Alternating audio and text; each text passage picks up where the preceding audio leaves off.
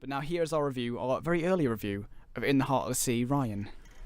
Ron Howard is a director that I have not seen any films of, so Okay. I must admit that. I mean, have you seen you've seen Apollo 13, haven't you? Nope. Oh, I thought I've got it. I have not watched it yet. All right. Well, I want to see that. I want to see It's a Beautiful Mind, or A Beautiful Mind as well. I definitely want to see that. But In the Heart of the Sea, if you haven't seen the trailers, it's the story of Moby Dick essentially, and it's a 3D event. We've got to say we saw it in 3D. Because we didn't have a choice. It should be said that given the choice, we would have saw it in 2D. Yeah, we didn't have the choice to see it in 2D, but we saw it in 3D because it was an early screen, and essentially, we following the ship, the Essex, and first of all, we have Ben Whishaw as Melville, the author of the book. Yeah, the actual author of the book, and he is speaking to one of the last survivors of the ship, the Essex, played by Brendan Gleeson. Doing an American accent? Yeah, it's sort of. It's kind of sort of. It was rubbish, yeah. And essentially, he is telling the story to Ben Whishaw, who was writing the book, playing Melville, who was writing the book, and it goes to a flashback, and we're now with Chris Hemsworth, who is a very, very talented landsman, who is now a whaler, who has got a baby on the way, of course, because you've got to have a bit of dramatic tension. Got to have some stakes. Yeah, you got to have some stakes. He wants to be a captain desperately, but they won't let him be a captain. They put him as a first mate to a captain who has been bred in through his name rather than having talent. And obviously Chris Hemsworth's not very nice with that, and that breeds tension on the ship. And then the Essex sets off to find whales. They can't find any whales in their section of the sea, and they must head off to the uncharted lands where there are many whales, but also the legendary Moby Dick, a massive 100-foot whale, which is, well, you just imagine how big that is. That is human. Huge. That's a lot of whale.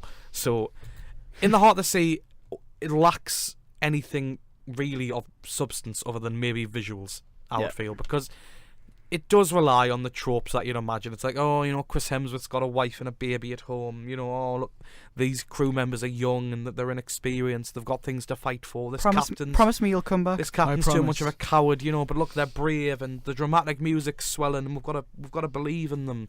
And that's just where it falls down for me, because it tries so many times to sort of go to those narrative cliches that you expect and to play on the audience's expectations. We've all seen too little. We've all seen how skinny Hemsworth has got, and how skinny Cillian Murphy's got for the role. It's okay, but in that of itself, you just don't really care about the story because you never really get the grandiose feel. Essentially, you never really feel like they are going to the edge of the earth to do what they do. You feel like they're going on a little trip on a boat, around, like, you feel like they're going on a ferry from Amsterdam to London. Essentially, like, that's exactly what it feels like, because you get the bits with the wheel, and they are great. They are legitimately good. They're really intense. They're nicely done. They look good. But apart from that, there's just nothing really to get that spirit of adventure or that spirit of bravery. And you do feel at times like it is like men versus nature. And like I like that line where it's like we are specks on the dust we are specks of dust on the map, of Earth. And I do like how they try to play that up a little. But you just don't care enough about what's happening to really get into that and feel like, well, we are really behind these people who are fighting Mother Nature essentially. And that for me is where it fell down too much, because while the performance is okay, there's nothing really special enough to elevate the material above what it could be, and that's the biggest flaw, really. It was a monster movie, wasn't it? Essentially, yeah, essentially. It wasn't Moby Dick, which deals with a lot of issues, and also I've not read it, but I gather from what I've heard that it kind of is a very important bit of literature. This didn't feel like a very important film. No, it doesn't have the heft. I think the whale, while it looks quite impressive, I think it's edited so frenetically that you can't quite gather what's going on. I think it's too fast, it's too confusing. Whether that was because of the 3D or not, I've since heard from people who've seen it in 2D that it is just ridiculously edited too quickly. I will say as well, I thought the 3D was pretty bad in places. Yeah, it didn't even work for the first 10 minutes. It didn't even work for the first few minutes, no. But no, I completely agree. I think it is lacking in so much. It's impressive visually, apart from editing, and I just think there's nothing there, is there? No.